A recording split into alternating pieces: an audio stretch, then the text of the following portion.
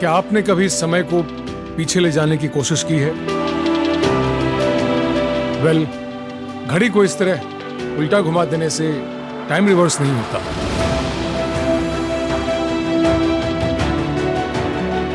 लेकिन अगर आप सच में ऐसा करना चाहते हैं तो आपको रियल गोवा की सदियों पुरानी हिस्ट्री जाननी होगी, यहाँ के नेचर और कल्चर को समझना होगा।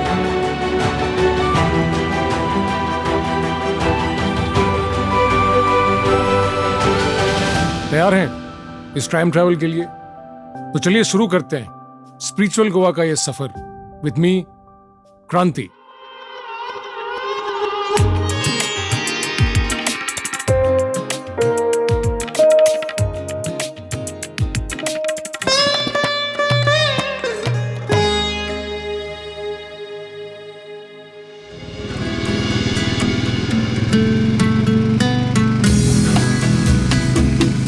भारत की हिस्ट्री में कई ऐसे राजवंश हैं जिन्होंने गोवा पर राज किया। भोज, चालुक्य, कदंबा, विजयनगर और मराठा। इन सब के विचार और मान्यताएं किसी न किसी रूप में आज तक गोवा में बसी हैं। लेकिन गोवा के कल्चर और रहन सहन में सबसे ज्यादा बदलाव आया पोर्टुगीज इन्फ्लुएंस से, जिसने गोवा के रिलीजियस, आर्किटेक्चरल और कल्चरल आइडेंटिटी को एक अलग रूप में ढाल दिया। और इसका बेस्ट एग्जाम्पल है ओल्ड गोवा। इन सड़कों पर घूमते हुए मुझे ऐसा लग रहा है जैसे मेरे चारों तरफ हिस्ट्री का एक पैनोरामिक व्यू है, जैसे हर इमारत, हर स्ट्रक्चर मुझे किसी ग्लोरियस पास्ट की कहानी सुना रही है। Old Goa is a historical place. यहाँ पे पोर्तुगीज़ का राज था, पोर्तुगीज़ का कैपिटल था ये। 1510 में पोर्तुगीज़ यहाँ आए थे हॉर्स ट्रेड के लिए, और हॉर्स ट्रेड की वजह से उन्होंने ओल्ड गोवा और गोवा कैप्चर किया, और फिर उनका कैपिटल रहा। उसको रोम ऑफ द ओरिएंट कहते हैं इसलिए क्योंकि यहाँ पे बढ़िया चर्चेस हैं, से cathedral, basilica of Bom Jesus, Saint Francis of Assisi, बहुत से चर्चेस हैं। तो इनका आर्किटेक्चर है पोर्चुगीज़ इन्फ्लुएंस्ड है। और ये today it is old Goa is spiritually one of the destinations for Catholic spiritualism in the world, or it is called Rome of the Orient.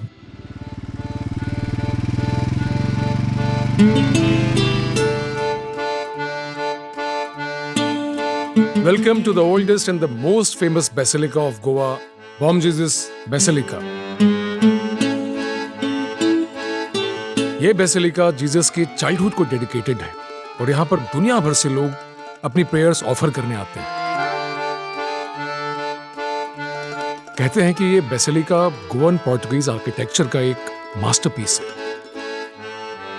Just look at the ceiling. इसकी छत और दीवारों पर Bible की कहानियां। ऐसा फील हो रहा है जैसे मैं सच में टाइम ट्रैवल करके पिछली सेंचुरी में पहुंच गया हूं।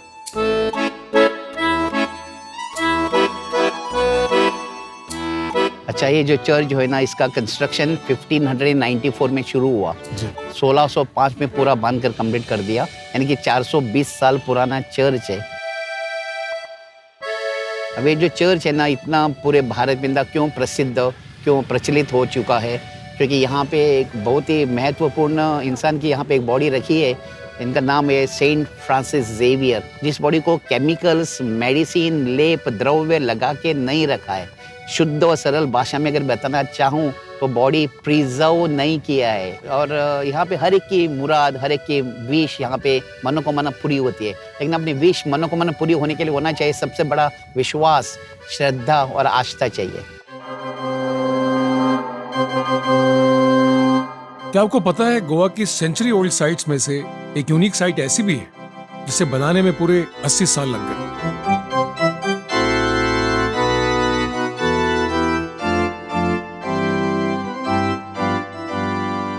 सी कैथेड्रल सिर्फ भारत के ही नहीं बल्कि एशिया के भी सबसे बड़े कैथेड्रल में से एक है।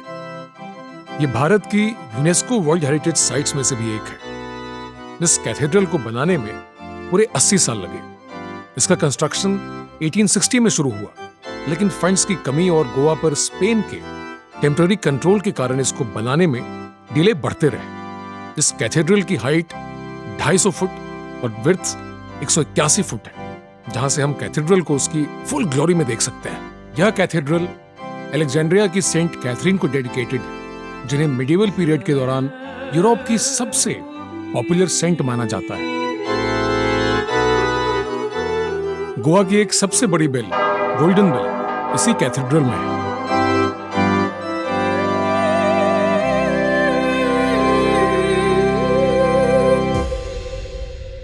गोवन हिस्ट्री में जितने भी रूलर्स ने यहां रूल किया, उन्होंने सिर्फ यहां के कल्चर को ही नहीं बल्कि खाने को भी इन्फ्लुएंस किया। गोवा की कलनरी डिलाइट्स एक अमेजिंग मिक्सोलॉजी से बनी है। तो चलिए एक्सप्लोर करते हैं। गोवा की अनमिसेबल चीजों में से एक है यहाँ की लोकल और ऑथेंटिक गोवन स्वीट्स। मैं आज पैंजिम के पोर्टुगीज कॉलोनी में कन्फेक्टेरिया 31 डी जेनियरो में बैठा हूँ। ये कैफे 95 साल यानी कि 95 इयर्स ओल्ड है, और ग्लिटा जी ने मेरे लिए ये सूप जिसमें अलग अलग तरह के स्वीट्स हैं लेकर आई हैं, और मुझे लगता है कि मैं अभी इसको खाना शुरू कर दूं। लेकिन मैं इनसे पहले पूछूंगा कि इसके अंदर क्या क्या है। ये है हमारा लोकल, इसको बोलते हैं शिरबोयो। ये लोकल जागरी और पाम जागरी जो रहता है जी। वो, और कोकोनट रहता है इसमें। सो ये उस चीज से बने हुए हैं। ये है बात केक, जो केक। हाँ, जो कोकोनट रवा और शुगर से बनता है। थोड़ा सा खा के टेस्ट करके देखते हैं। और यह तो एक बहुत ही इंटरेस्टिंग अद्भुत चीज मुझे दिख रही है। इसको क्या कहते हैं? दोदोल। दोदोल, ओके। इसमें भी कोकोनट रहता है, कोकोनट मिल्क रहता है, राइस फ्लावर, जागरी। तो जैगरी की वजह से इसका कलर ऐसा है। तो ये बनाने के लिए 5-6 घंटे रहते हैं। ये बहुत ही कमाल की चीज है। इसकी लेयरिंग आप देख सकते हैं, कुछ कम से कम 10-12 लेयरिंग है इसके अंदर। इसको बेबिंका कहते हैं। सो बिबिनका जो है वो आई है हमारे एक नन से, वो ओल्ड गोवा में रहती थी। सो बेसिकली पहले वो लोग स्टार्च करते थे कपड़े एग वाइट से, अच्छा। और जो योक्स रहते थे वो बाहर फेंकते थे। सो उसने सोचा कि चल हम लोग कुछ बनाएंगे एग योक से। सो इसमें एग योक रहता है, कोकोनट मिल्क, शुगर और लिटिल नटमेग। सो ये लेयर बाय लेयर बेक होता है। लेकिन यकीन मानिए, एक एक चीज सो delicious.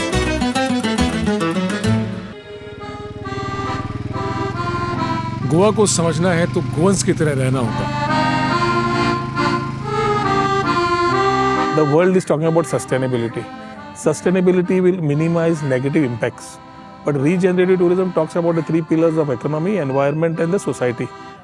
So we need to protect the environment. We need to make it inclusive to contribute to the economy. And in terms of inclusiveness to the society, in terms of reforms, policies, whether it is homestay or any other policy, make it inclusive that the last person in the society earns out of tourism. Home stay में रहकर उनके साथ खुल मिल जाओ, तभी असली गोवा का एहसास होगा। आज मैं हूं लगभग 150 साल पुराने कासा डेसा मोंटेरियो में।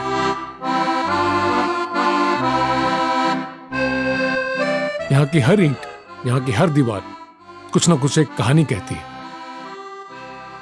150 years of history, 150 years of culture, food.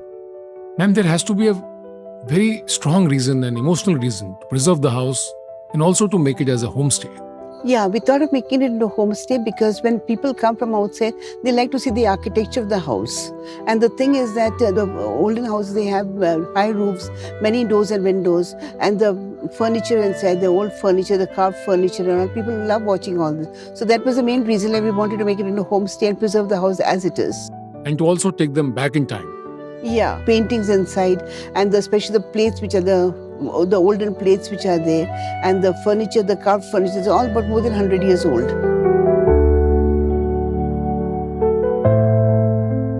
कहते हैं हर घर कुछ कहता है।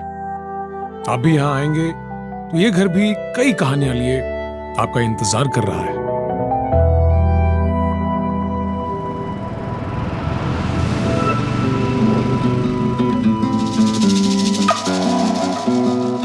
वाह, गोवा के हर वेदर में एक चीज है जो आपको बहुत सुकून देती है, और वो है नारियल पानी। Pure, simple and very tasty. इसे पीने के बाद अब मैं तो जा रहा हूं अपनी अगली डेस्टिनेशन पर। आप भी एक सिप ले ही लीजिए।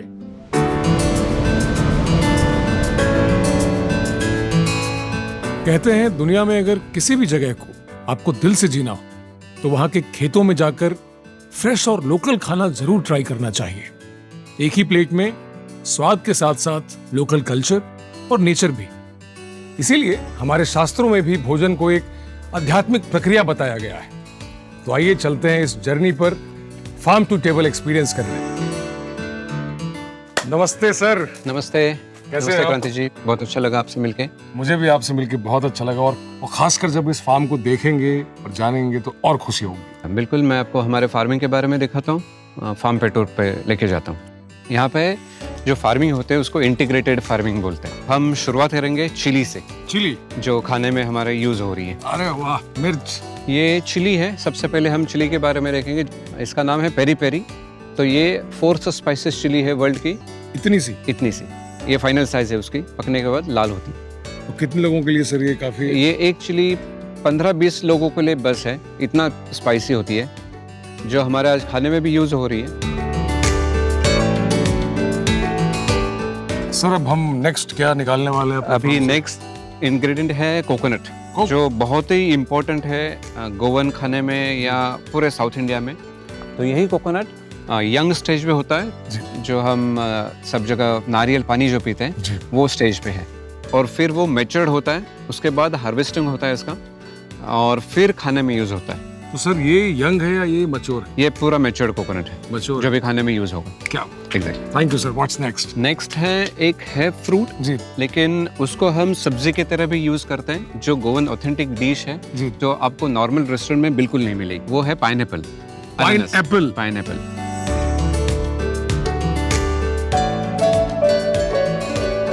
सर मुझसे तो वेट नहीं हो रहा वो पाइनएप्पल की सब्जी खाने के लिए, तो is this the final thing? नहीं, थोड़ा पेशेंस रखिए, और एक फाइनल इंग्रेडिएंट बचा है, उसके बाद हम जाके खाना खाएंगे। तो फिर चलते हैं सर। Let's go.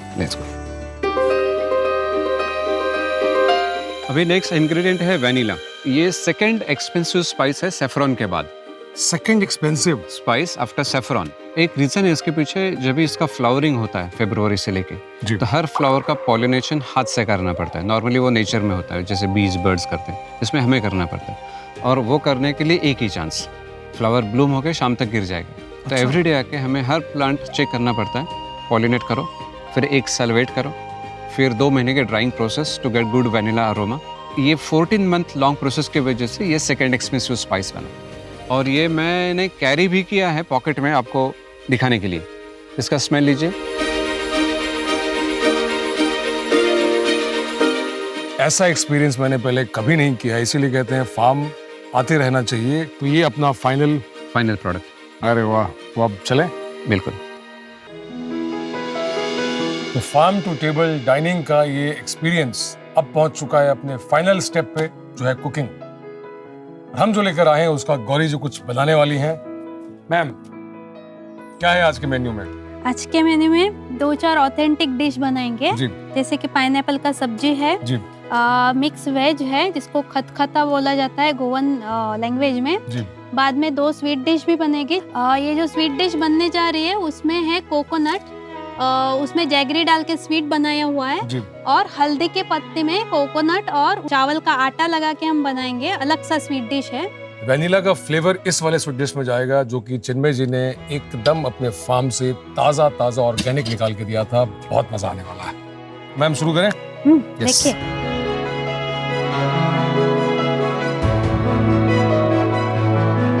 वैसे तो मैं गोवा अपनी स्पिरिचुअल जर्नी पे आया हूँ, लेकिन यहाँ आने के बाद मुझे मालूम चला कि गोवन फूड सिर्फ सी फूड नहीं है। इसके अंदर बहुत कुछ है जो शायद न मुझे पता था न बहुत लोगों को पता होगा।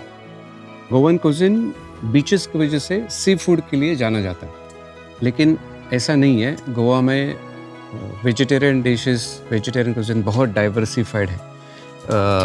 इतना डाइवर्सिफाइड कि आप फिर नॉन वेज भी भूल जाएंगे, इतना डाइवर्सिफाइड है। तो वो एक्सपीरियंस करने के लिए लोग यहाँ आते हैं बहुत सारे।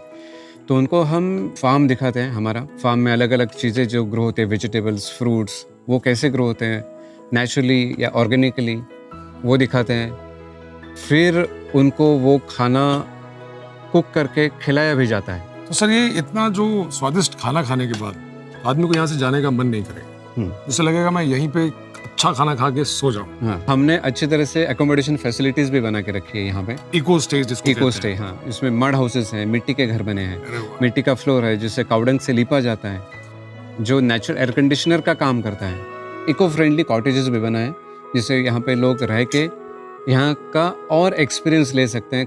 फिर जो हम खुद जो रहते हैं घर में, वो घर भी लगभग 250 साल पुराना है, जिसमें मैं 5th जनरेशन हूँ अभी। वैसे ही हमारा कुजिन भी 250 साल पीछे जाता है। यानी कि इस टाइमलेस जर्नी में आप यकीनन कह सकते हैं कि वो जो टेस्ट आपके जबान पर आएगा वो लगभग 250 साल पुराना होगा। और यह टाइमलेस जर्नी तभी कही जाती है। गोवा यानी कि गोमंतक सिर्फ बीचेस नहीं है, सिर्फ पार्टीज नहीं है, उससे कहीं ज्यादा बहुत कुछ है। यहाँ पर आपको सस्टेनेबल डेवलपमेंट मिलता है, यहाँ पर आपको एग्रो टूरिज्म मिलता है, और खासकर फार्म टू टेबल जो डाइनिंग का एक्सपीरियंस है वो बहुत अद्भुत है।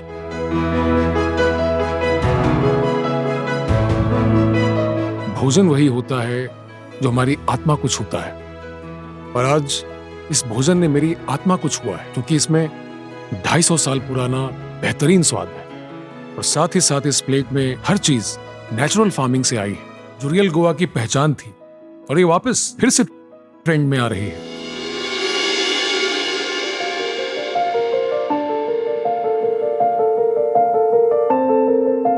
मैं हूं 200 स्क्वायर किलोमीटर में फैली गोवा की इस वाइल्ड लाइफ सेंचुरी में, जो अपनी रिच बायोडाइवर्सिटी और प्रिस्टीन ब्यूटी के लिए पूरे वर्ल्ड में फेमस है। गोवा की स्पिरिचुअल जर्नी में जब मैं यहाँ कुदरत के बीच आया तो मुझे समझ आया कि जितना जरूरी जिंदगी में आगे बढ़ना है, उतना ही जरूरी है ठहरना, एक लंबी सांस लेना, खुद को समेटना, और फिर नई ऊर्जा के साथ आगे बढ़ना। साथ ही इसका नाम यहाँ से शुरू होने वाली नेत्रावली नदी के नाम पर रखा गया है, जो यहाँ फ्रेश पानी का एक बहुत ही इंपॉर्टेंट सोर्स है। यहाँ के डेंस जंगल में ट्रैकिंग करते हुए मैं व्यूज के साथ साथ वाइल्ड लाइफ स्पॉटिंग भी कर पाऊंगा। बर्ड वॉचर्स के लिए जगह तो जन्नत है। बर्ड फोटोग्राफी के लिए आपको यहाँ हॉर्नबिल, वुडपेकर्स और वेगेटेल की कई स्पीसीज इजीली दिख जाएंगी।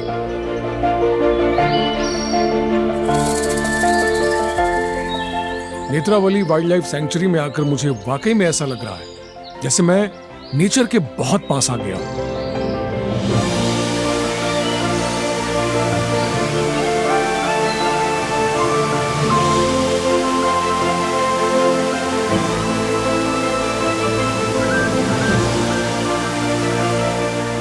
यहाँ सावरी और मैनपियास से स्टनिंग वाटरफॉल्स के बीच में आकर मैं तो क्या, कोई भी यहाँ की सीरीन एटमॉस्फेयर को अपने अंदर सोख कर सकता है।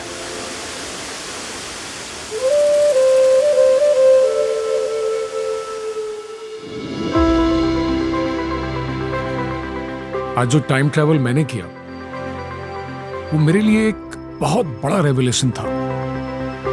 आई एम श्योर वो आपके लिए भी। यहाँ के हिस्टोरिकल साइट्स, डिलीशियस क्विजीन और नेचुरल वंडर्स।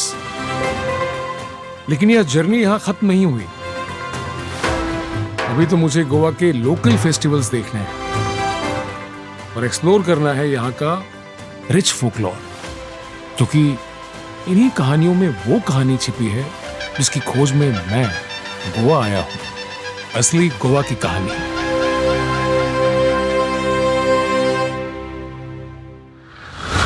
स्पिरिचुअल गोवा के इस सफर में हम जानेंगे कि कैसे रियल गोवा की जड़ें यहाँ की सदियों पुरानी ट्रेडिशन से आज भी जुड़ी हुई हैं। चाहे वो यहाँ की सदियों पुरानी आस्था हो, सात्विक खाना हो, यहाँ का फोक म्यूजिक हो, या फिर लोगों का डिवोशन, ये सब मिलेगा स्पिरिचुअल गोवा के अगले एपिसोड में विथ मी क्रांति। When you come into Goa, explore Goa not only by the sun, sand and sea, but Goa beyond beaches, which talks about spiritual tourism, which talks about sports tourism, which talks about software, the tech tourism, we talk about digital nomads, and much more to explore. You have to experience the culinary, you have to experience the wellness, be a part of this whole thought as far as Goa is concerned. In short, meet us in Goa, you will be able to see the best. Thank you. अब आप भी चलो India initiative का हिस्सा बन सकते हैं। अपने फॉरेन फ्रेंड्स का गोवा में स्वागत करें, गोवा माइल्स ऐप से टैक्सी बुक करें और गोवा से जुड़ी हर जानकारी के लिए विजिट करें goatourism.com या कॉल करें टूरिस्ट इंफॉर्मेशन हेल्पलाइन 1364 पर।